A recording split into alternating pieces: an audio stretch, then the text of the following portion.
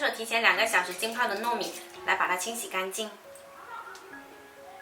洗好了倒入电饭锅中，把糯米摊平，加入适量清水煮熟。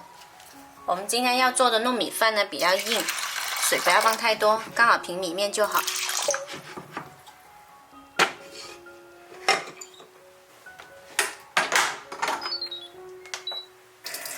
我还买了1节已经刨去皮的莲藕，把它清洗干净，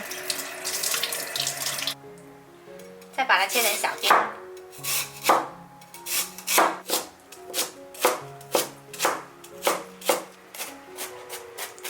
最后切好的颗粒大小呢，跟糯米饭差不多就可以。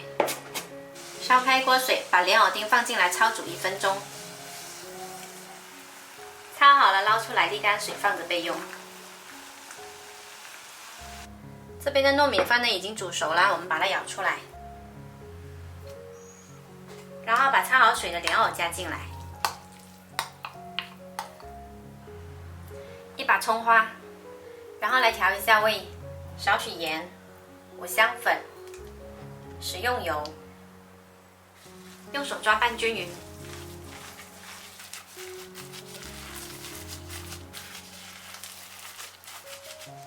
把我们揉好的糯米团呢搓成一个个圆球，然后按扁，按扁就是一个小饼的形状。我们可以全部做好了之后呢，再开火，调中小火煎到2面金黄。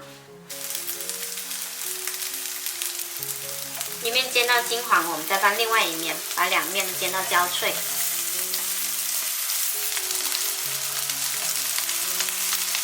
煎的过程中呢，多翻几次面。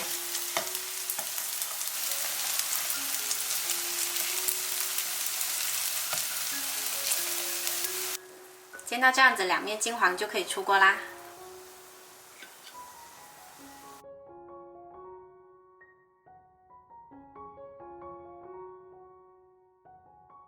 今天这款糯米藕饼呢，吃起来外皮脆香，里面软糯，吃到莲藕的时候呢，带着一些脆爽，特别香。